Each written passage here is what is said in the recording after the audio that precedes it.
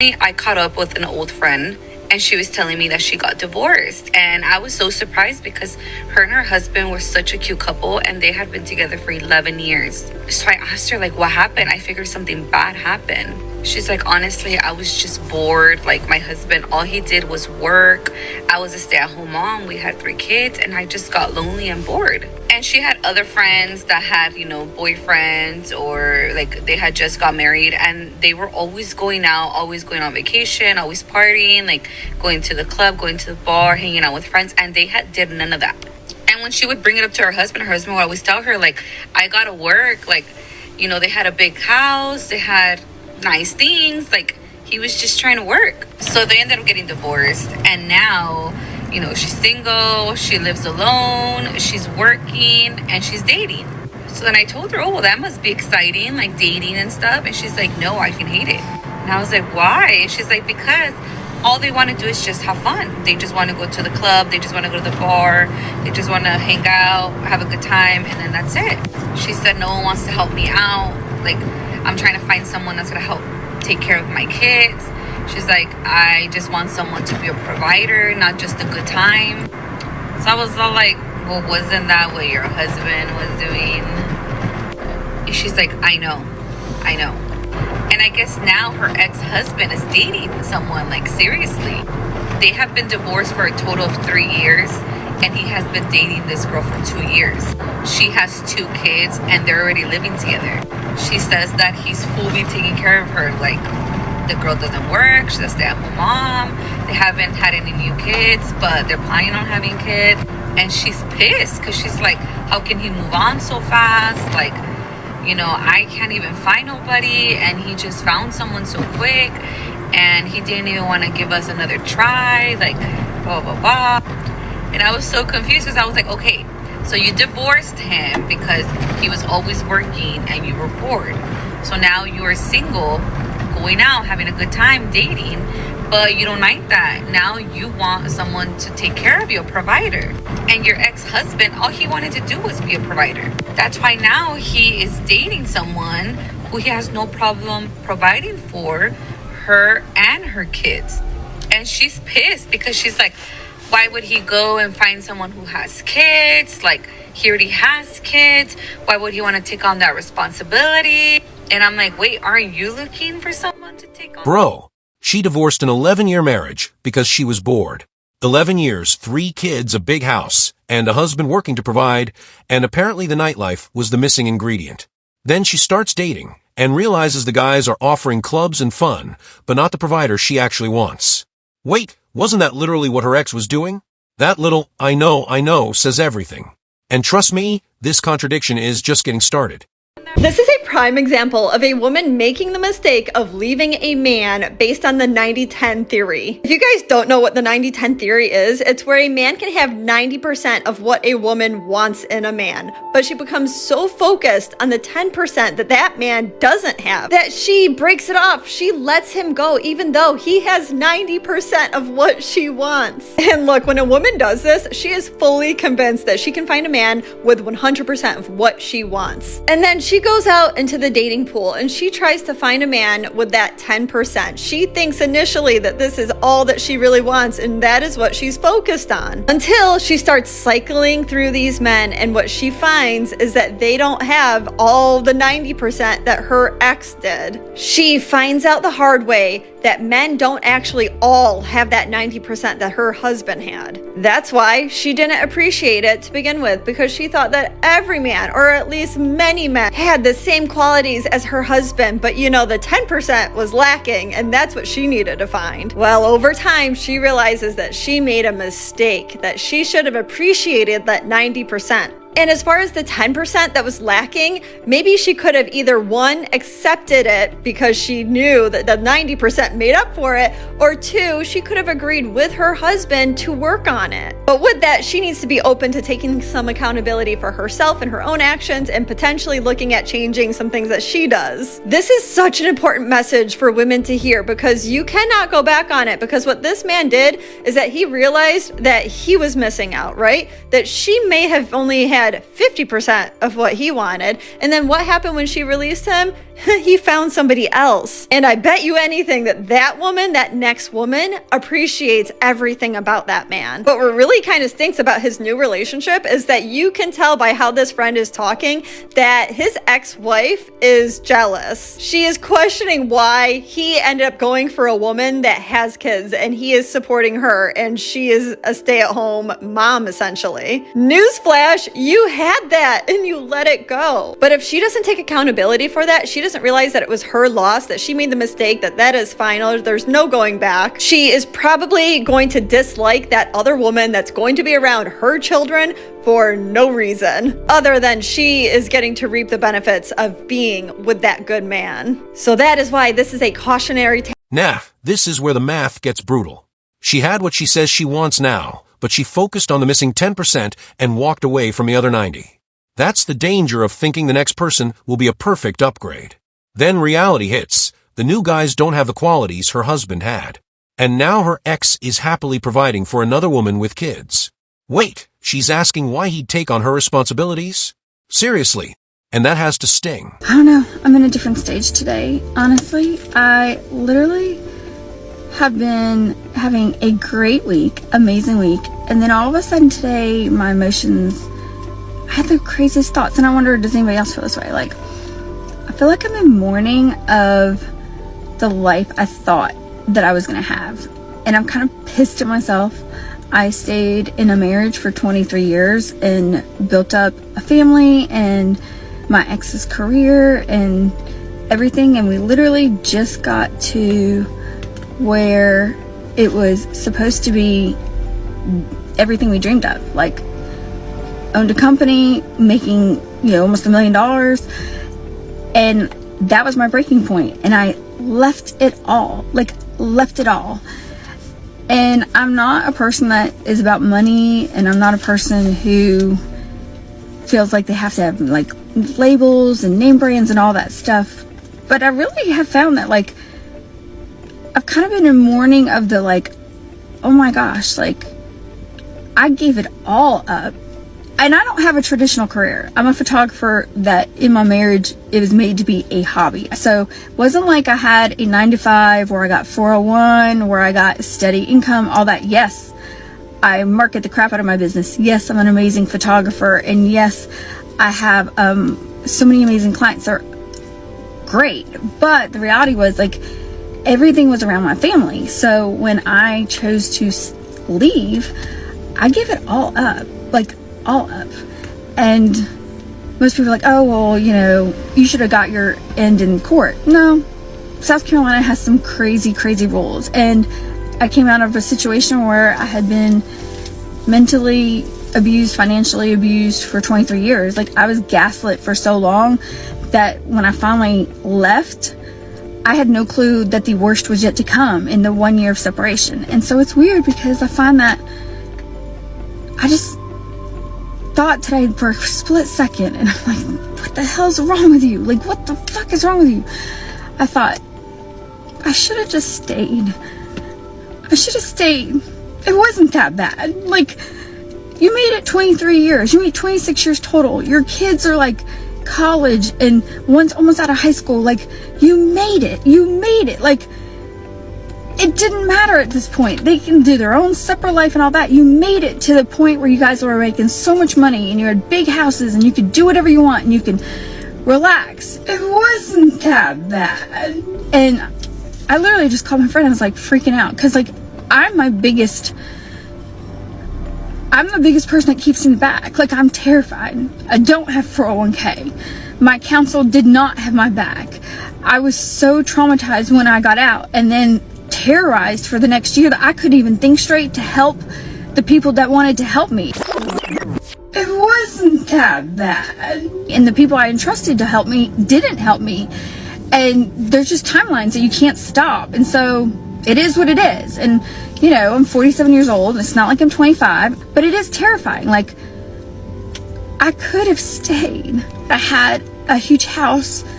And all my bills were paid for, and I never had to think how they were going to get paid.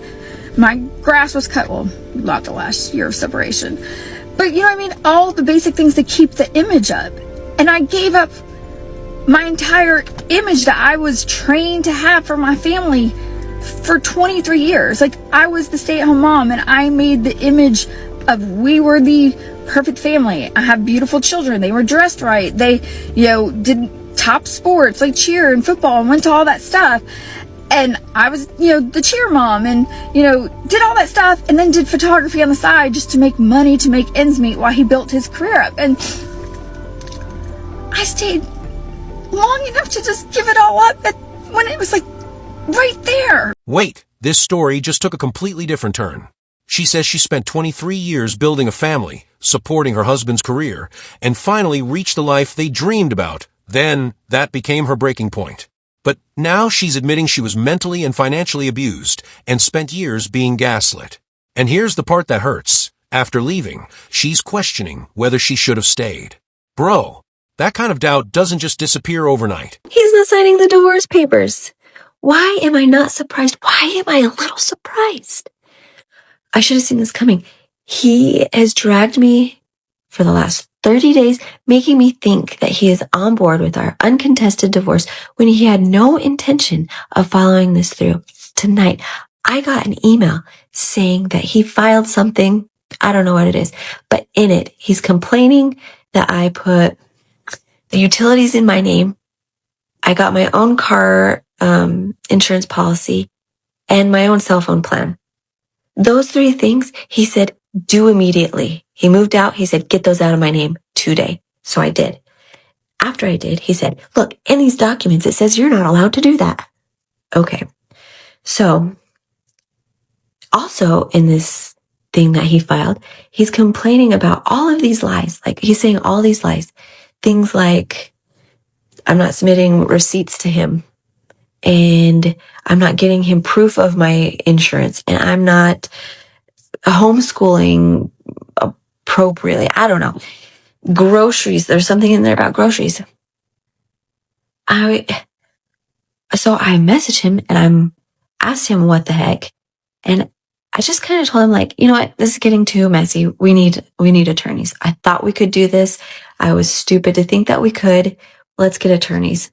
And he was like, no, okay. If I withdraw that thing that I filed, can we just work it out on our own? I was like, no, too little, too late. Attorney texted me last night. I'm officially divorced. I didn't cry last night, but I went straight to bed, and then I had some pretty messed up dreams. And I don't know, this morning, it's really like, it's just been such a long road. I'll never understand the cruelty and the discard. I'm not crying because I want him back. I'm crying because I'm alone now. I don't really have anybody. I'm crying because our family's broken up. I'm crying because I only get my kids half time. I'm crying because I have to sell my house and find some place to live. I'm crying because he's off, like, living his best life with somebody new. And I'm still trying to process and heal and become my best self. I'm crying because of, you go from loving somebody to becoming like complete strangers. I'm crying for my kids. I'm crying because I'm 52 years old and the thought of dating sounds terrible. I'm angry because of the lies that we're told. It's all coming to a head right now. It's like the final letdown because this has been, 15 months since we separated. Next chapter loading, right? I will never understand.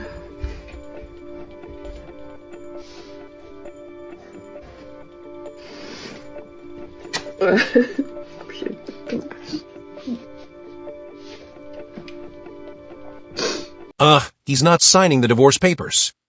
After dragging this out and pretending he'd cooperate, suddenly there are complaints, documents, and accusations everywhere. She finally says, we need attorneys, and when he tries to pull it back, she's like, nope, too late. Then the divorce becomes official, and the emotions hit hard. She's not crying because she wants him back. She's crying because her whole family, home, and old life are disappearing. Especially, when they go for somebody who's 15 years younger than you. Here's to being divorced. I don't know how else to document things, but this is the ugly side of separation and divorce. When you don't truly understand what is going on, when you are stepping into a new career, and the person that is supposed to be your person is not there to tell you how happy they are for you and how proud they are for your first day. When you can't stop crying because you miss their touch, you miss their sarcasm, you miss everything about them, you miss their smell in the mornings, you miss their go grab a Red Bulls, you miss every single ounce of them, and you don't know what to do. But this is day one of my journey of being a 40-year-old, newly licensed registered nurse who worked her butt off to get here, that is also going to go through a divorce from the person that she thought she was going to spend all of eternity with. So please don't judge if you see me out today and I can't stop crying, or if you ask me how I'm doing and I don't have an answer, because I don't know how I am. I know that I feel empty and I feel hollow, and I am trying my best. Man, this one hurts. She's officially divorced, starting a new career, and instead of celebrating, she's missing the smallest things about her former husband, his touch, his sarcasm, even his morning routines. That's when you realize grief isn't always about wanting someone back. Sometimes it's mourning an entire life that vanished. And on the day she becomes a nurse, she feels empty and hollow. Imagine working that hard for a dream and having nobody beside you to celebrate it. Nobody prepares you for the loneliness you feel in your late 20s and just like this shift. So basically, I stay in almost every weekend, and my life is very busy because of my job. I'm traveling a lot, and I'll go out like for events and do things like that. But for the most part, I stay in like every weekend. And it makes me feel like such a loser and so lonely. And most of my friends live with their boyfriends, or other people I see online have these big groups of friends that they do stuff every weekend. And I never really have plans. Like, I've stayed in all day, just watching the challenge, and I've been going on walks with my dog, and it's a beautiful day outside, and I literally have nothing to do. And I feel like in my early 20s, I had a big group and we would all do stuff every single weekend. But I feel like then slowly people started moving on with their lives and moving in with their significant others and having kids and getting married. And I have none of that. So I'm kind of just here feeling lonely, and kind of ashamed of that. And I feel like on the internet, my life looks like so cool. Like, maybe it doesn't, but like that, like you being an influencer, you get to do all this cool stuff and it's so amazing and so cool. But then sometimes I'm like, okay, well, outside of like that world, like I don't really have much to come home to. And that makes me sad, but maybe other people are feeling like this. And yeah. Long-term, like chronic singleness that I have a really hard time explaining to people is this concept of not being anyone's person.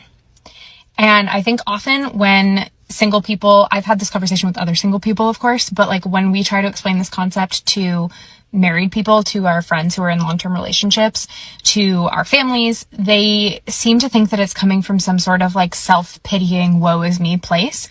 And I just want you to hear me saying this for what it is, which is the truth. I am no one's person. I do not have a person.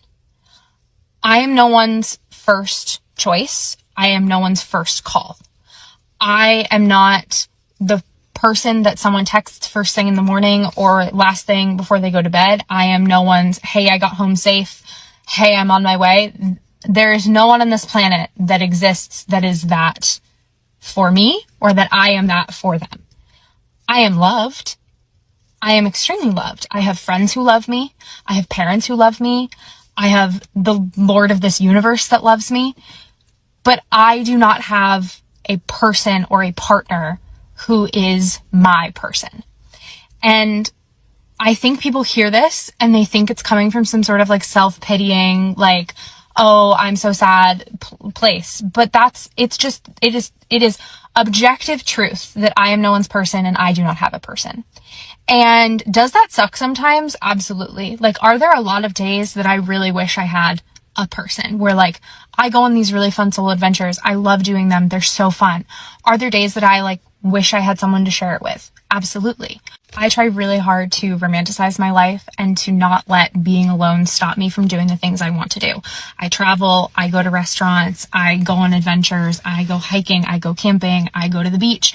I go out in this world because you have to, because otherwise like you're just wasting your life. And I don't know how long I will be single, and I don't want to eventually, if I do get to meet my person, I don't want to meet them and realize that I had all this time that I just wasted and I wasn't really living life and I wasn't growing and becoming the person that I wanted to be before I met them. So I try to wake up every day and I just try to get out there and make the best of this existence that I have. But do I wish a lot of the time that it looked different than it does? Do I wish I had romantic love? Do I wish I had a person? Yeah. Yeah, most of us do. Okay, this is the kind of loneliness people don't always understand. She's surrounded by friends and family, but she says something brutally simple. I am no one's person. No morning text, no first call, nobody saying they're home safe. That's a different kind of empty. But here's the twist. She's not sitting around waiting. She's traveling, hiking, eating out, and actually living. Still, you can hear it in her voice. She'd love to have someone to share it all with. And I don't know how to end this beyond saying that I'm just doing my best. And I love you. And that's it. Okay, bye. Hey, it's Jenna. Recently divorced and kind of figuring out this new way of life. I was married for 23 years and with that person for 3 years prior. So for a total of 26 years of my life, I have been out of the game of dating, making friends, going out, and stuff like that as a single woman in her 40s. Yeah, I'm 47. So I've raised children. My children are adult children now. And it's kind of interesting because it's so lonely at this stage in life after divorce, especially with older children, because you make all your friends when they're younger, or at least I did. I met my friends mostly through my kids' activities. I was a stay-at-home mom and I took them to practices, I went to school, all that stuff. Hey, it's me, Jenna. Recently divorced and trying to survive this year. I'm gonna be honest, the random things that trigger me are the craziest things. I'm sitting in my car, literally sitting in my car, trying to pull myself together because I did what any mom does, and I pulled an emergency drive to my daughter because she needed something, and drove an hour because she's at college to drop something off, and was just so thankful that like I could do it for her and fit her in my schedule. And the littlest thing she said just triggered me, and this is the second time in a week that my child has triggered me without even meaning to. So we're getting ready to leave and she's like, well, I'll be home because I'm going to be at the Clemson Notre Dame game because Dad's going to take us all. You think that's nothing, right? Like nothing, right? And it instantly, like she instantly saw a switch in me, and she's like, what's wrong? And I'm like, nothing, because I don't talk about that stuff. I don't want her to worry. So last week she says, oh, well, Dad said for Christmas we're going to go to Gatlinburg and be there for the holidays and do Dollywood.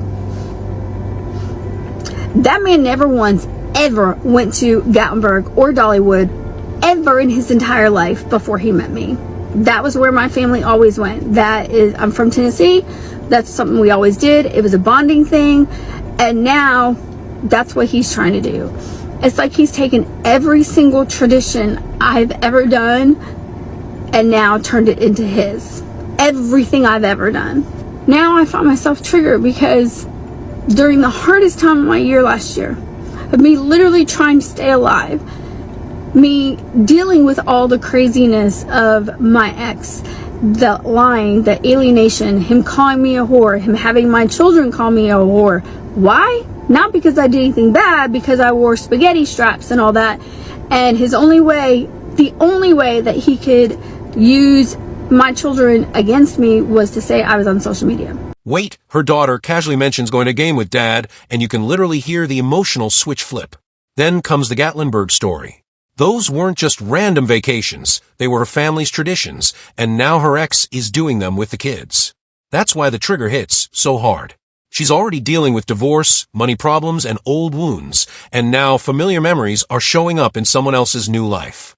Yeah, this is getting personal. I'm a photographer. I make silly TikToks. Honestly, I've probably progressed more with my TikToks because at first they were just pictures, but the more I was stressed, the more I hid in myself, the more I tried to survive, the more I took refuge in TikToks and finding stuff that,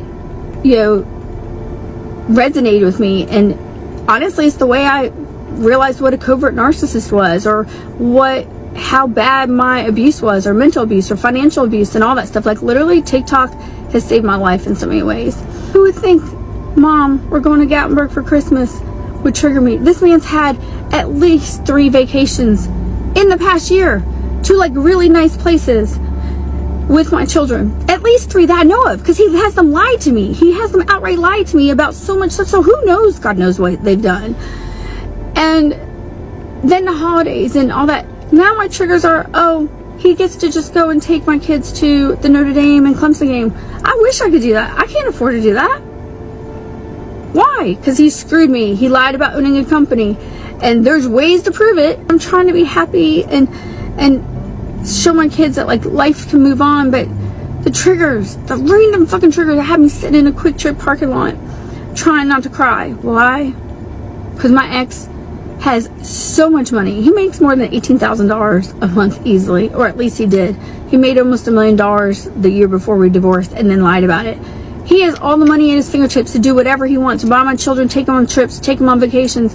Why I literally have the bare minimum to pay my bills, on top of trying to restart a career because it was a hobby, because I was a stay-at-home mom. And now I sit here with the triggers. A fucking trigger because he's going to the Clemson Notre Dame game with my kids. I can't just randomly afford that. Hell, I can't even get them all in the same room at the same time. So I sit here and I'm going to get through this trigger. I'm going to suck it up, buttercup. So let's just be real and here. I'm move on. But it's not fair. Like, it's not fair.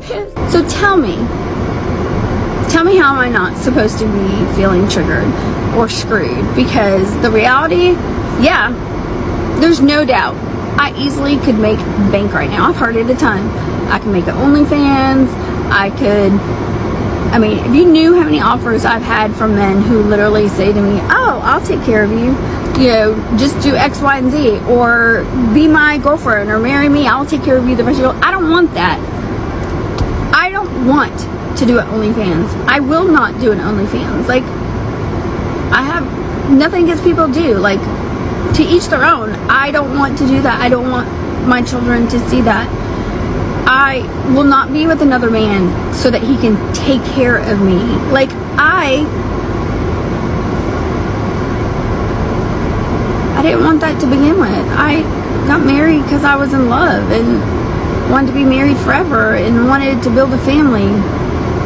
I'm sure as hell not going to go with some man now just so that he can pay my bills. So when people say, how are you ready to date? Because this was a thing. He's ready to date too. Like, but I'm trying to just live and survive right now. So it's funny, I've been on like 5 different dates, like different guys, multiple dates with some of them, but only 5 dates, different guys I've ever been on dates.